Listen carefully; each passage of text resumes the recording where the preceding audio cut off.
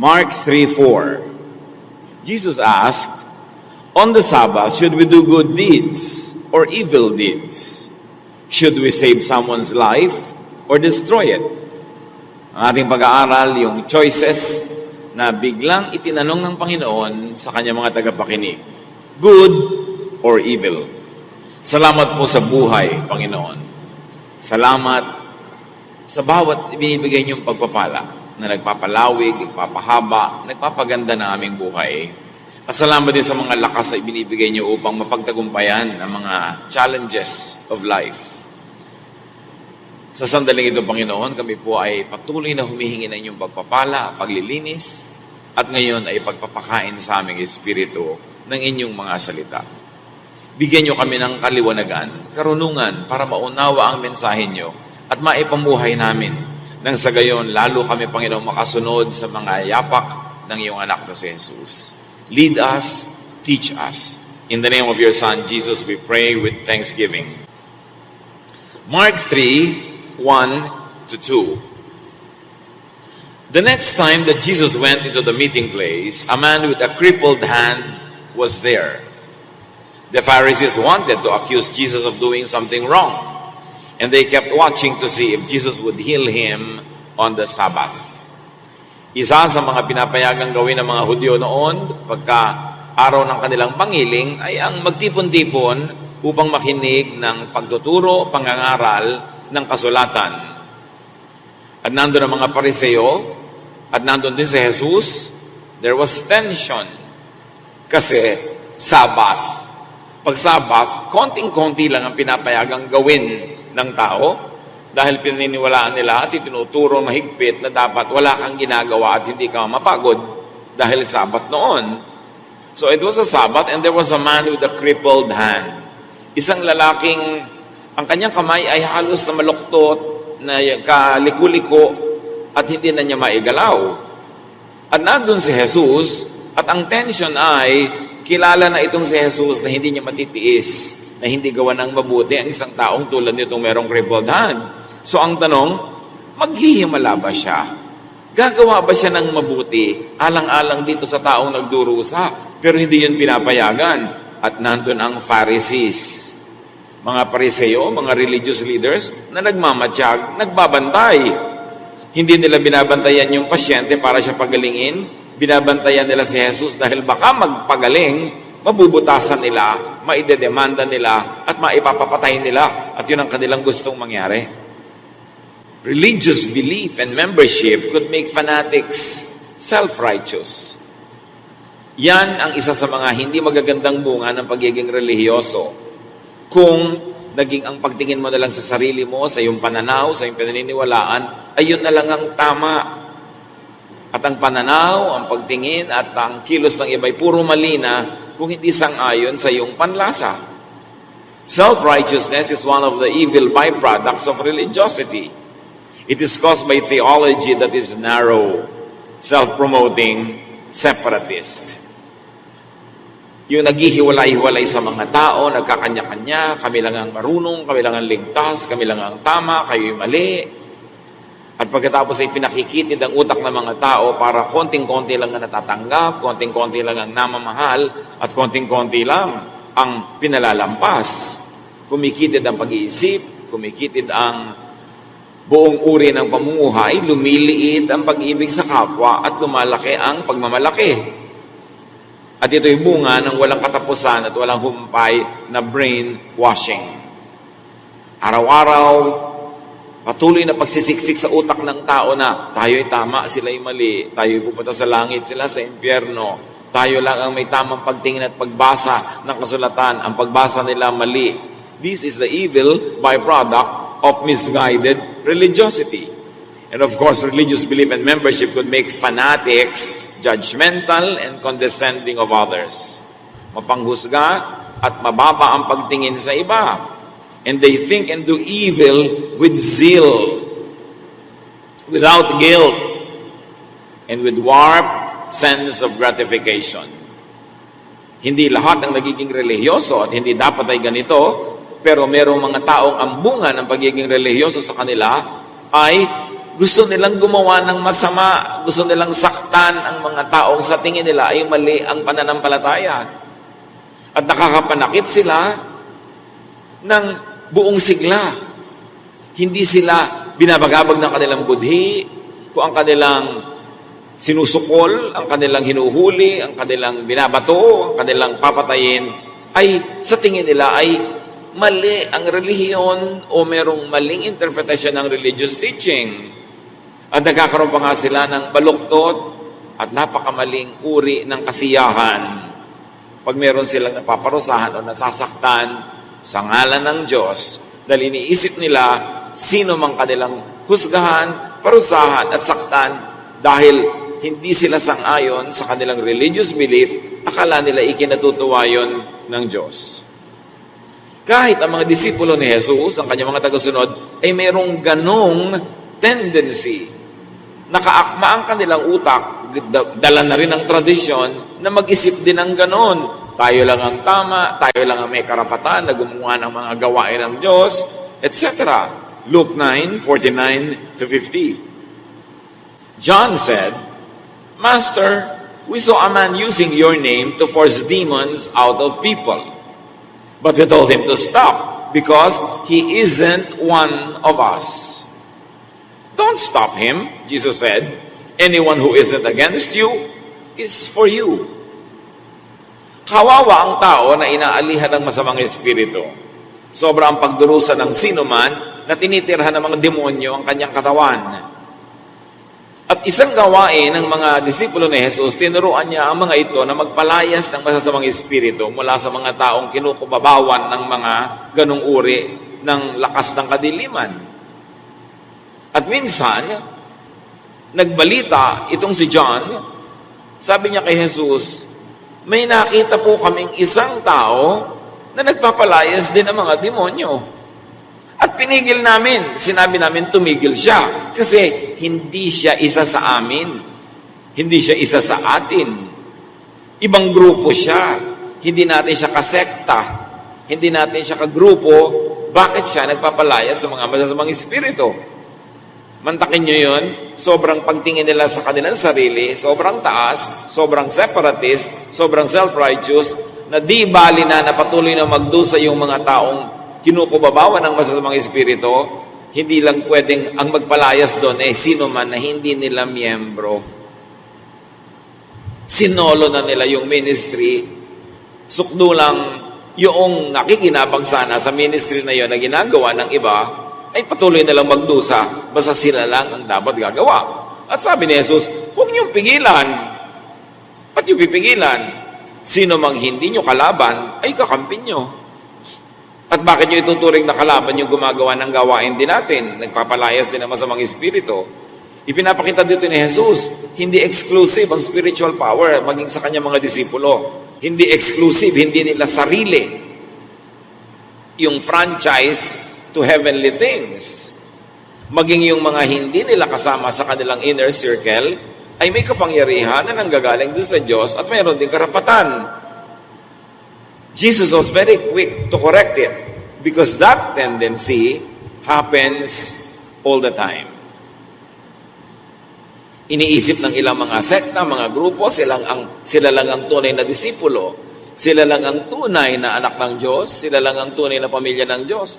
Pero ito mismo mga disipulo na very exclusive talaga kay Jesus, hindi rin sila binigyan ni Lord ng sense of franchise.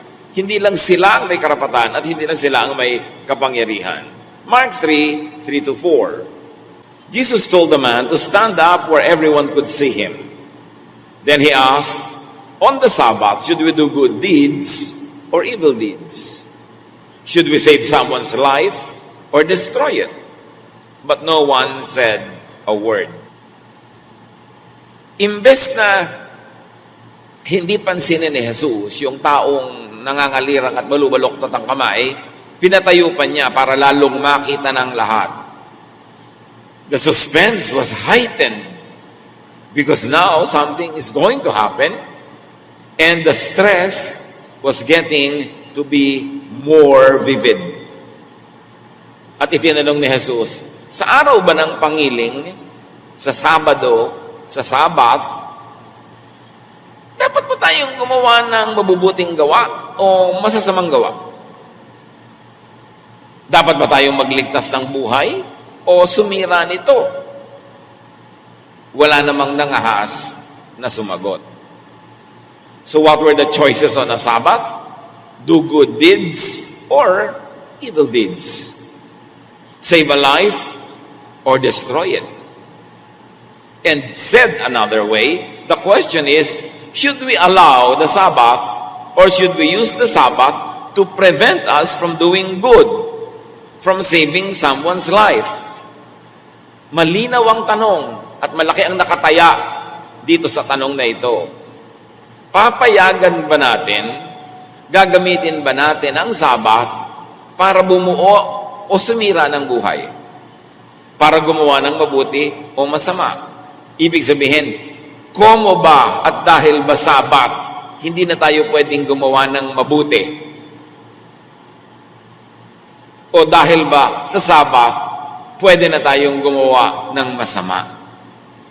Napakalinaw ng pagpipilian. Are we going to allow the Sabbath to make us do evil deeds? To destroy someone's life?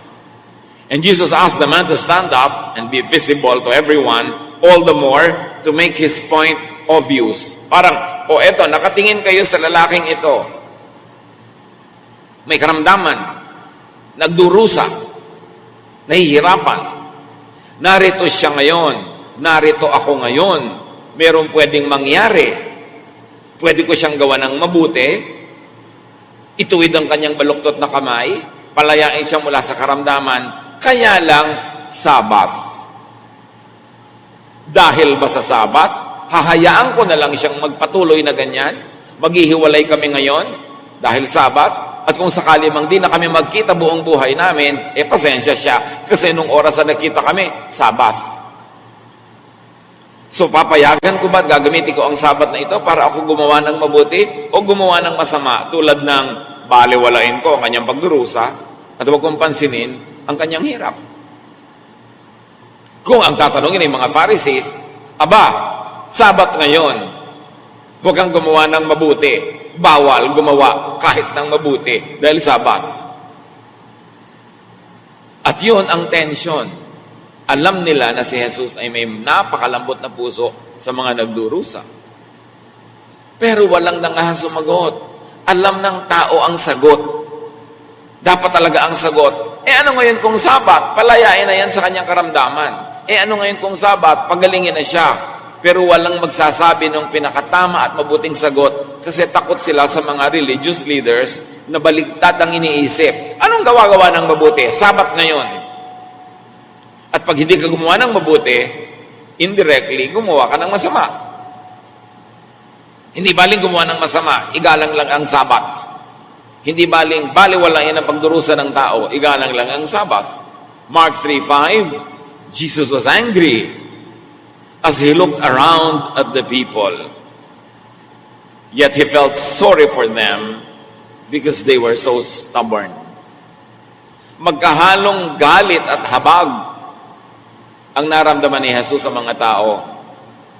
Alam na alam nyo kung anong tamang sagot, ba't ayaw nyong isagot? Alam na alam nyo kung anong tamang gawin, ba't ayaw nyong gawin? Dahil natatakot kayo sa tradisyon. Nagagalit kayo tatakot kayo sa religious leaders, natatakot kayo mapagalitan, maitiwalag, nagbibingi-bingihan na lang kayo at nagiging pipi kayo sa takot ninyo sa mga religious leaders. So there was anger and pity because of the people's stubborn religiosity. Kaya maraming mga matatalino galit sa relihiyon kasi iniisip nila lahat ng relihiyoso wala ng katalinuhan. Hindi naman totoo yun. Marami pa namang relihiyosong matalino. Pero madalas ang relihiyon nagagamit pambaluktot ng utak, pampakitid, pampadilim, para maging mga bulag na tagasunod ang mga tao. At yun ang ayaw ng mga intelektual tungkol sa relihiyon, bagamat kuminsan ang pagkakamali nila, nilalahat na nila ang mga relihiyoso. Kaya nga sabi ni Karl Marx, religion is the opium of the people. Ginagamit lang daw ng mga makapangyarihan ng estado at ng simbahan, ng relihiyon, para bangagin ang mga tao. Para patuloy ang mga taong mabuhay sa ilusyon payagan ng mga makapangyarihan na sila ipagsamantalahan, kawawain, hut-hutan, at pagkatapos ay magbulag-bulagan sila. Ang nakita kasi ni Karl Marx sa religion, yun eh.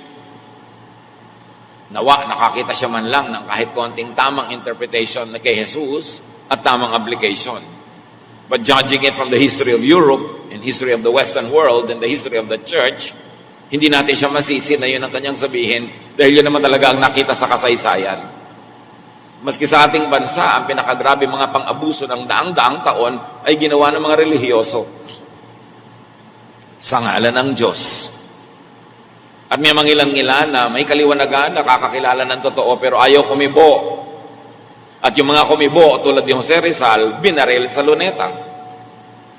Totoo yan. Napakamapagsamantala, mapambulag ang misguided religiosity. It doesn't mean na yun ang kalooban ng Diyos. Ibig sabihin lang ay binabaloktot ng mga religious leaders yung mga katuruan para silang makinabang, para pairali ng mga tradisyon na patuloy na sila ang makapangyarihan at nasa ibabaw sila ng power structures. And this was the same in the time of Jesus. The Pharisees, the teachers of the law, the temple, and the government were all in cahoots with one another. Nagsasabuatan sila para pairalin at ipagpatuloy ang istruktura na sila ang nakikinabang.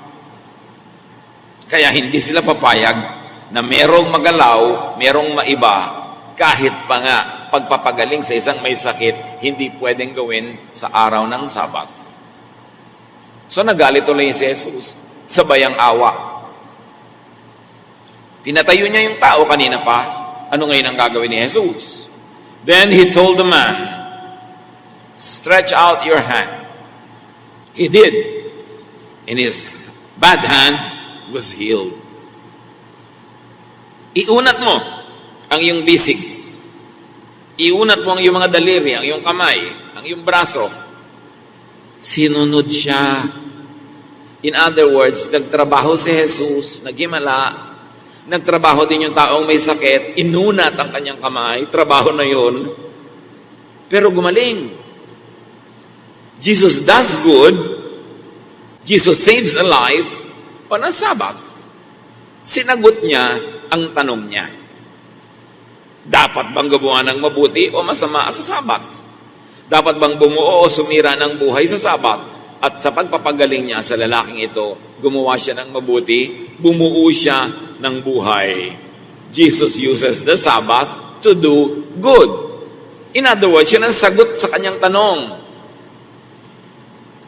Hindi masamang gumawa ng mabuti kahit Sabbath. Hindi masamang labagin ang mga kaugalian at mga religious teachings so ang magiging bungay ikabubuti ng tao, lalo ikagagaling ng kanyang karamdaman. At ipinaliwanag pa niya ito sa Mark 2:27. Jesus finished by saying, people were not made for the good of the Sabbath. The Sabbath was made for the good of people. Unang nilikha ng Diyos ang tao bago pa man nagkaroon ng Sabat-Sabat. Sa pagpapaliwanag, hindi nilikha ang tao para maging alipin ng Sabat, tagasunod ng Sabat, tagagawa ng Sabat, kahit pa nga nahihirapan na siya at nagdurusa. Ang sabi niya, kaya kayo binigyan ng Sabat ay para sa inyong ikabubuti. Alipin ninyo, kasangkapan ninyo ang Sabat. Hindi kayong mga tao ang alipin ng Sabat. Bakit nga ba nagkaroon ng Sabat? Kasi nung araw naman walang day off. Ang mga alipin nagtatrabaho 7 days a week. Walang off. Ang mga manggagawa walang pahinga. Ang nagpapahinga lang lagi yung mga amo. Kaya ang Sabat ay ibinigay na utos sa mga amo. Sabi, yung ikapitong araw, araw ng pahinga. Pagpahingahin nyo ang inyong mga katulong na babae at lalaki, ang inyong mga alagang hayop na pinagtatrabaho nyo araw-araw, pati ang mga bisita at mga foreigner na nasa inyong mga bayan-bayan, pagpahingahin nyo pag Sabat. In other words, kaya ibinigay yung Sabat para makapahinga naman yung mga tao, para sa kanilang kabutihan. Pero kung makabubuti sa kanila na may gawin sila sa Sabat, tulad ng magluto at kumain, maglakad at magpiknik, magpagaling ng may sakit, mabubuting gawa, Sabat, hindi masamang gawin yun kasi ang tunay na dahilan kaya may Sabat para sa ikabubuti mo. Ngayon, kung may gagawin ka, hindi ka mapapahinga, nag-sports ka, may ginawa ka na productive thing, in-enjoy mo, mano ngayong Sabat? Dahil ang talaga namang purpose dyan, para sa iyo ikabubuti. Ikabubuti mo palang may gawin, di gawin mo. Naging technical sila na kahit ikasasama mo na walang gawin, dapat wala ka pa rin gawin. Isang buong bulag na pananalig na doon sa mga letra ng utos na walang gagawa. Ang ibig sabihin lang, walang gagawa para mapabuti ka at mapahinga. Pero kung ikabubuti mo may gawin at kasiyahan mo yan, di gawin mo, total, ibinigay yung Sabat para sa kapakanan mo. Hindi para sumunod ka ng walang discretion or walang pag-iwas o walang pagsuway, pero hindi mo naman ikinakabuti ang pagsunod. Let us enlarge the meaning and coverage of Sabbath to a bigger area under which it falls, which is religion or religious belief and practice. At basahin natin on the Sabbath or with religion. Ito yung tanong ni Jesus. Should we do good deeds or evil deeds? Should we save someone's life or destroy it? Or said another way, should we use the Sabbath or religion to do evil deeds, to destroy someone's life? At napakaraming patunay sa kasaysayan na ang relihiyon tulad ng Sabat, ay ginamit sa paggawa ng masama. Ang pananakop ng Espanya sa napakaraming bansa sa South America, Central America, hanggang Pilipinas, sa ngalan ng Diyos. Pero anong ginawa nila sa mga taong nasakop nila? Inalipin nila, hinubara nila ng dangal, ginawa nilang mga tagasunod lamang, tinanggalan nila ng utak, ginawa nilang mga bulag-bulagan at makikitid na tagasunod. Ginamit nila ang relihiyon para payamanin ang kanilang mga sarili, palakihin ang kanilang imperyo, para mga pinangkapwa. At yun ang sinasabi ni Jesus, dapat bang gamitin ang relihiyon o ang Sabat o anumang elemento ng relihiyon para sa paggawa ng masama? O dapat itong gawin para sa paggawa ng mabuti? May mabuti din namang ginawa ang Espanya, may ginawa din namang mabuti ang kanyang mga misyonary at ang kanyang mga simbahan, pero ang daming kakambal na masama. And all of that in the name of God. Should you destroy someone's life in the name of religion? Sabi ng ating religious teaching, dapat ka itiwalag. So, pahiyain ka na, tanggalin ka na, di bali na, kasi sabi yun ng religious teaching. Dapat kang itakwil, dapat kang usigin, dapat kang batuhin hanggang mamatay.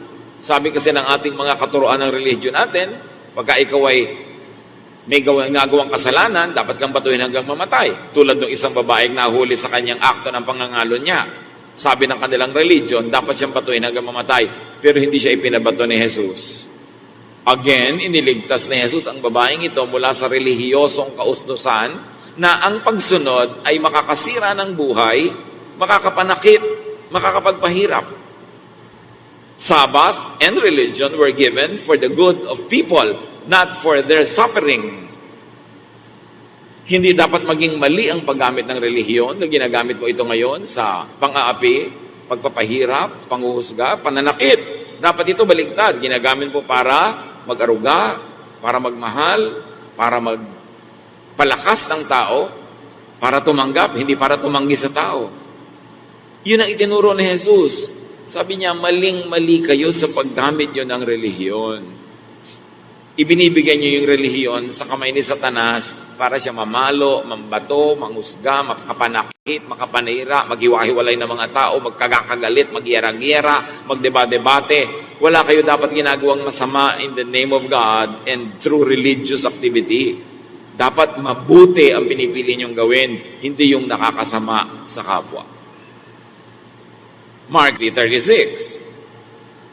The Pharisees left, and right away they started making plans with Herod's followers to kill Jesus. Sa halip na matuwa itong mga relihiyosong ito na yung tao nagdurusa ay gumaling, lalo sila nagalit. Kasi Sabat Tsaka siyempre, natabunan sila dahil hindi naman nila kaya magpagaling. At sino ang kanilang kasabwat para patayin si Jesus? Mga tauhan ng hari. Ito ang pagsasabwatan ng simbahan at ng gobyerno, kaya dapat magkahiwalay ang gobyerno at ang simbahan. Hindi dapat pinapayagan na gamitin ng simbahan ang lakas ng gobyerno, ang lakas ng Estado para pairalin ang mga katuruan ng simbahan. Kaya dapat talaga mayroong separation of church and state. At nagpuputok ang butsi ng mga taga-simbahan pagka hindi sila binibigyan ng gobyerno ng space para pumailang lang at pumaimbulog at maging star. Nagagalit ang mga taga-simbahan pag wala silang papel sa pagpapatakbo ng gobyerno. Pero bakit gagamitin ng isang relihiyon ang kapangyarihan ng Estado? Ang Estado ay para sa lahat ng tao, lahat ng citizens, at lahat ng religions. Wala dapat kinikilingan ng gobyerno na isang particular religion o isang particular religious belief. Dapat neutral ang gobyerno because the government is of, for, and by the people. And the people means all religions, even those without religions. Pero pag kami mga masamang balak ng mga simbahan at mga religious leaders, pag gusto nilang gamitin ang kapangyarihan ng isang estado, ng isang gobyerno para pairalin ang kanilang mga turo, nagagalit sila sa mga leaders na hindi nila makaya-kayang pasunurin sa kanilang mga kagustuhan. Ayaw nila ng gobyerno na hindi sunod-sunuran sa simbahan. Lalo sa bansang ito, daan-daang taon ang gobyerno puppet ng simbahan. Pero hindi yun ang marapat. Dapat mayroong independent policy ang gobyerno from any religion. And I mean, any and every. So nakikita natin yung mga Pharisees nakipagsabwatan kay Herod at sa mga tauhan ni Herod kung paano papatayin si Jesus. At tunay, namatay si Jesus dahil sa sabwatan ng gobyerno, ng Roman governor, ng high priest na si Caiaphas, at ng hari na si Herod. Kasi ayaw nilang baguhin ang sistema. Gusto nila silang nagpapatakbo ng kaliit-liitang bahagi ng buhay ng mga tao. So ano? Sabi ni Jesus, are you going to use the Sabbath to do good or evil? Jesus chose the Sabbath to do good. The Pharisees chose to do evil. And that is to plan to kill a life. The life of Jesus. Of course, isa pa sa masama nilang ginawa ay hindi nila man lang binigyan ng halaga yung paggaling ng tao, binaliwala nila. The Pharisees do evil on a Sabbath because of religion in the name of God. And so they answered Jesus' question. Ang tanong, Sabbath and religion was used by them to do evil, to destroy someone's life. Nangyari yan noon, nangyayari pa rin ngayon. This situation could repeat in our lives today. People could become so religious that they make unkind and cruel idols of tradition. Kahit ngayon, anak, babae ka, huwag ka na mag-aral, dito ka na lang sa bahay. Tradisyon, unkind. Bakit? Kung babae siya, itatali mo na sa bahay, itatali mo na sa mga gawaing bahay, hindi na niya papalawakin ang kanyang utak. May mga ganun pa, hanggang ngayon ganun mag-isip.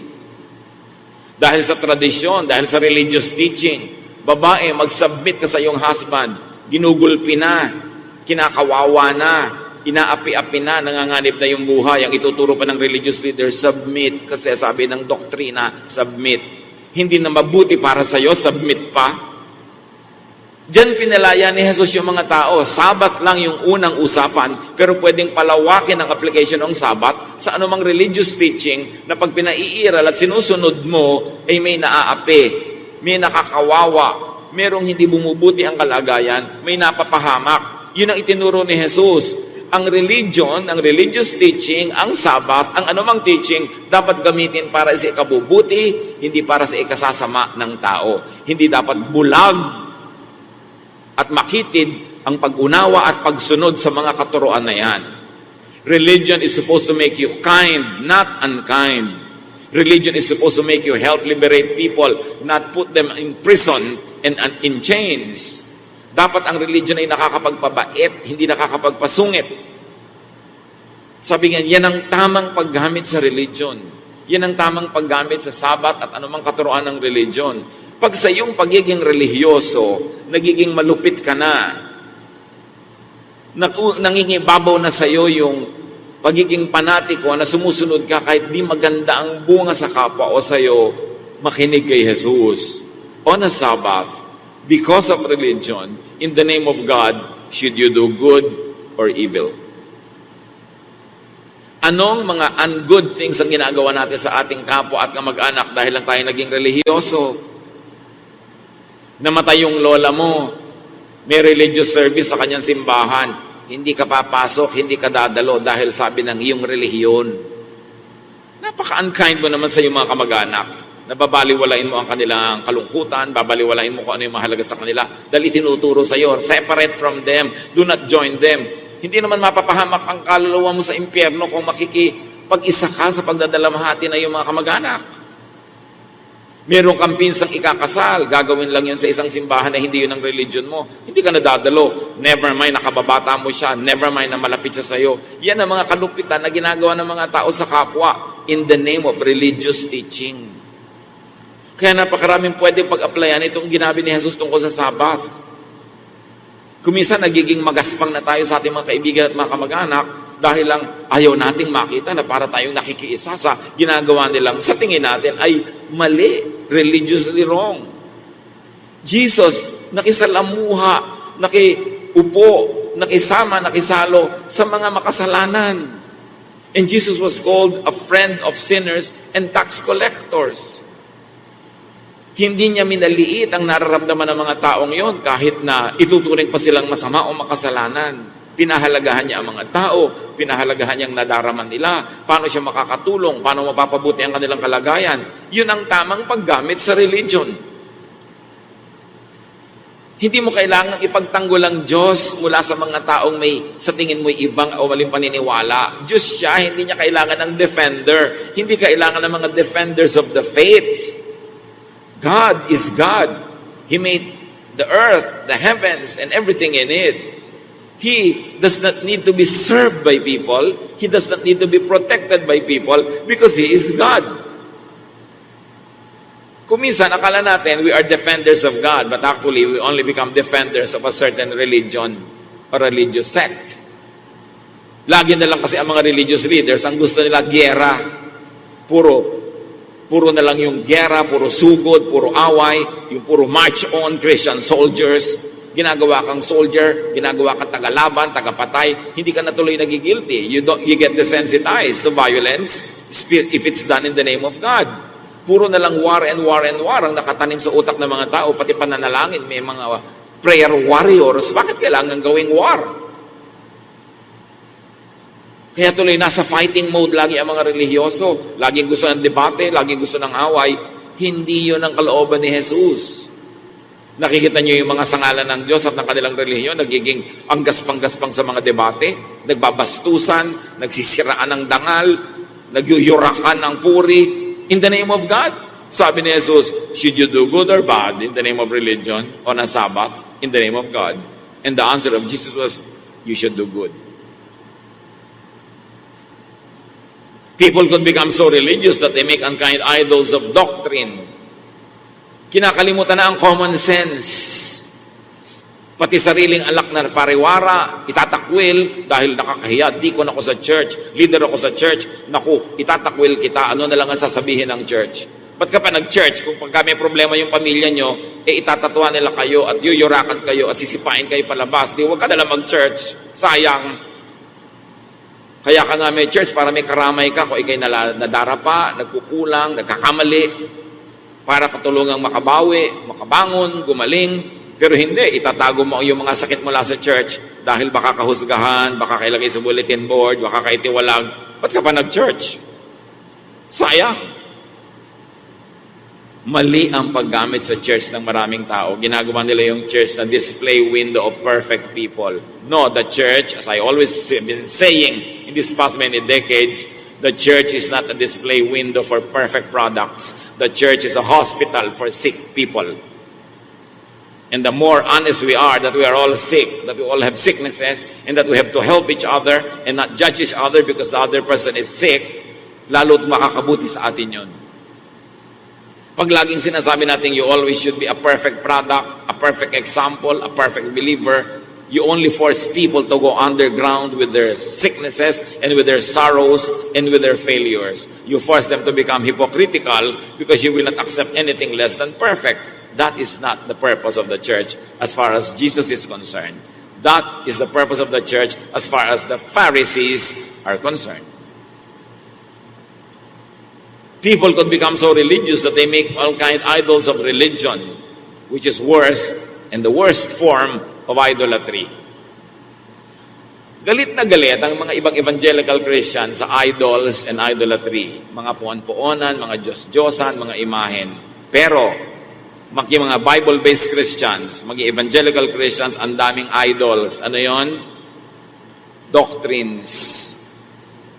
At maraming mga doktrina, katuruan, tradisyon, kaugalian ng church, maling imahen ng Diyos ang nililikha, maling imahen ng Diyos ang ipinoproject. Isang Diyos na galit, isang Diyos na magagalitin, isang Diyos na hindi mapagpatawan, isang Diyos na mabusisi, isang Diyos na napakahirap pakisamahan. Yun ang imahe ng Diyos na nililikha ng maraming tao, maski ng relihiyon sa Israel. Kaya ipinadala ng Panginoon ng ating Ama si Jesus para ituwid yung baluktot na imahen niya, para ipakilala sa mga tao ang tunay na Ama, mapagmahal, maibigin, mapagtanggap, mapagpatawad, hindi yung Diyos na ipinapakilala ng mga Pharisees na kailangan mo laging maggaling-galingan, magbait-baitan, magpretend para ka maging katanggap-tanggap. Kung tama ang relihiyon nila noon, ba't pa ipapadala si Jesus? Ipinadala kasi hindi tama. Baluktot, dapat ituwid. Madilim, dapat liwanagan. Mali, dapat itumpak. Kaya dumating si Jesus. Kaya dapat nating pakinggan ang mga katuruan niya kasi ang pinakatinuligsa niya sa lahat ay ang religious establishment. Kasi yun ang pinakamaraming biktima. At nakakalungkot, dumating si Jesus, pagkatapos niyang nawala dito sa lupa, ay ibinalik din ng mga relihiyon yung dating paghahari ng mga Fariseo, this time inside the so-called Christian churches. Parang walang naging Jesus, parang dumaan lang siyang hangin. Pagkatapos ang umiral na uli ay ang paghahari ng mga Fariseo. Yung pagpipilit nila ng mga sabat hanggang ngayon, ipagpatayan niya ng mga tao. Yung pagpipilit ng mga kung ano-ano mga regulasyon na pag talagang sinunod mo, napakalupit sa mga taong less than perfect. Making people suffer for tradition, for doctrine, and for religion. Pero ano ba talagang relihiyon ang gusto ng Ama? James 1:27. Religion that pleases God the Father must be pure and spotless, and you must help the needy, the widows, and the orphans, and not let this evil world make you evil. Ang tunay daw na relihiyon na gusto ng Ama ay yung gumagawa ng mabuti sa mga mahihina, sa mga kapuspalad, sa mga kawawa. Yun ang tunay na religion na gusto ng Ama. Napakalinaw niyang James 1:27. Hindi relihiyon na puro doktrina, puro higpit, puro bawal, puro parusa, puro pagmamanman sa isa't isa, puro pagbubunyag ng mga kasalanan ng isa't isa. Hindi yun ang gusto ng Ama. Ang gusto ng Amang relihiyon ay yung gumagawa ng mabuti, yung mapagkawang gawa, mapagkalinga, mabait. That is a religion that is spotless. The religion that is perfect in the eyes of God. Kaya si Jesus, sa kanyang binigay na halimbawa noon, sabi niya, sa araw ng paghuhukom, pag ibukod-bukurin ng mga tao na para mga tupa at mga kambing na pinaghihiwalay, at sasabihin niya doon sa para mga tupa, hali kayo, samahan niyo ako sa aking kaligayahan, tanggapin niyo ang gantimpala ng Ama, dahil ako'y nagugutom, ako'y pinakain niyo, ako'y hubad, ako'y dinamitan ninyo, ako ay nasa kulungan, ako'y dinalaw niyo, etc., etc.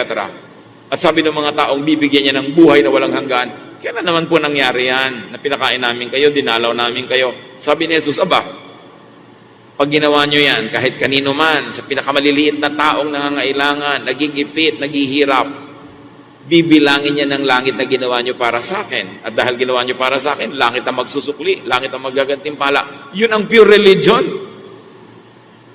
Paggawa ng mabuti. Hindi pagtatalo-talo ng mga doktrina ko ang kaligtasan ay nawawala o hindi. Pre-trib, post-trib, o mid-trib ba? Ano ba ang effective na pagbibinyag? Yan ba ay paglulubog, pagwiwisik, pagbubuhos, na pinag-aaway-awayan? Ano bang kakainin sa Lord's Supper? Yung bang merong lebedura o wala? Gaano ba kahaba dapat ang damit ng choir? Mga pinag-aaway-awayang walang saysay. Sabi ni Jesus at sabi ni James, gusto niyong matuwa ang Diyos sa inyo? Maging mabait kayo, maging mabuti kayo, gumawa kayo ng mabuti sa kapwa. Yan ang best religion. Hindi yung dahil naging relihiyoso kayo, lalo kayo naging masungit, lalo kayo naging mapagmatsyag sa kapwa, mapagmanman at mapaghusga, baligtad. You are using religion to do evil. You must use religion, like the Sabbath, to do good. Would you let religious belief and tradition stop, prevent, and keep you from doing good? From being good? Kaya masaklap pagka ang mga magkakamag-anak naging member ng iba-ibang relihiyon. Yung iba ayaw nang umattend ng reunion, ayaw nang umattend ng mga event, nagkakahiwa-hiwalay. Kasi ang tinuturo sa kanila ng relihiyon na humiwalay, tayo lang ang tama, pupunta sila sa impyerno. Mabuti bang gawin yun sa ating mga kamag-anak? Mabuti bang sakta ng kalooban ng ating mga lolo at lola, mga tiyo-tiya, mga pinsan, in the name of God? Sa palagay mo, ikatutuwayan ng Diyos? Yun kasi ang isinisiksik sa utak Itinuturo ng mga religious leaders. Kaya nagkakawatak-watak ang mga pamilya dahil sa relihiyon. Would you let religious belief and tradition make you do unkind, cruel, and evil deeds against others? Talaga, pag may nalaman mong kasalanan siya, ibubunyag mo, uusigin mo, huhusgahan nyo. Ang mangyayari tuloy, ang mga tao nagkukunwari, nagtatago. Dahil natatakot sila, siyempre masaktan. Pag inisip natin, mga kapatid, what unkind, cruel, or evil thoughts against others could fill our minds? What evil deeds could we commit because of religious sentiment? Naging magaspang o bastos na ba tayo sa kapwa dahil sa usaping relihiyoso? Nakipag-away na ba tayo sa iba dahil sa usaping relihiyoso? Nang lait, ng insulto na ba tayo ng iba dahil sa mga relihiyosong paniniwala? Nagtakwil, nagtiwalag, lumayo na ba tayo sa mga tao dahil sa mga religious sentiments? Malinaw na hindi yun ang kalooban ng Panginoong Yesus. Hindi yun ang kanyang tinuro, hindi yun ang kanyang ginawa, hindi yun ang kanyang example. So, believers of Jesus, do a Jesus. Do good, not evil, on a Sabbath. Do good, not evil, because of religion. Do good, not evil, in the name of God. Ama namin, turuan niyo po kaming siyasatin aming sarili. At salamat po kung hindi kami guilty sa ganito. Pero kung sakasakaling guilty kami, partly or in full, patawarin niyo po kami, papagpaliwanagan, linisin ang aming puso, at turuan mo kami magang tulad ni Jesus. Gumagawa ng mabuti in the name of religion, because of the Sabbath, during the Sabbath, whatever it means in our lives. Sa maiksing panahon na pinahihiram mo kami ng buhay dito sa ibabaw ng lupa, turuan niyo po kami, Panginoon, na gamitin ang panahon na ito para maging mabuti, para maging mabait. At habang dumadami ang verses na nalalaman namin na sa ulo, mas buguan nawa ang aming ugali. At habang lumalapit kami sa iyo, lalo nawa kaming maging maibigin, mapagtanggap, mapagpatawad sa aming kapwa. Turuan mo kami na gamitin ang aming religious belief and sentiment, ang aming religious association and membership, so we could do the great religion in the eyes of you, Father, that is to be good and to do good to others. Pagbulay-bulayan natin ang personal na pag-a-apply nito sa ating buhay. Ano ang kahulugan ng mga katuruan na ito at example ni Jesus na pwede nating kapulutan ng aral? Panginoon, sa pananahimik na yung mga anak, sumandali, kayo po ang tumapos ng mensaheng ito. Itanim niyo sa aming puso ang tunay na leksyon, mag-ugat ito at magbunga ng mabubuting gawa. We thank you, Father. Be with your people. Guide us. Let's spend some time in quiet reflection.